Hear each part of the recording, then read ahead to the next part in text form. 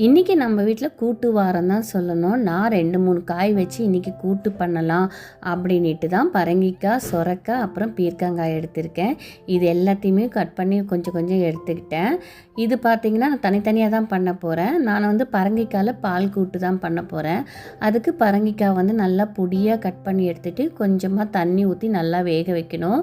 இது வேகிற டைமில் பார்த்திங்கன்னா ஒரு கைப்பிடி அளவு தேங்காய், அப்புறம் 2 பச்சை மிளகாய், கொஞ்சம் சீரகம், 1 ஸ்பூன் பச்சரிசியை முன்னாடியே ஊற வச்சுட்டு இந்த தேங்காயோடு சேர்த்து அரைச்சிடணும்.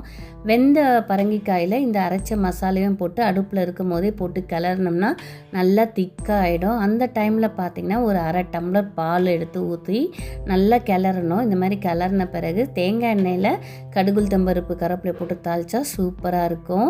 சொரக்காய்க்கு வந்து தேங்காய், பச்சை மிளகாய், சீரகம் போட்டு அரைச்சி ஊற்றுனேன். நடுவில் கொஞ்சம் ரசமும் வச்சுட்டேன். பீர்க்கங்காய் பார்த்திங்கன்னா தக்காளி கூட்டு பண்ணி இன்றைக்கி முடிச்சாச்சு.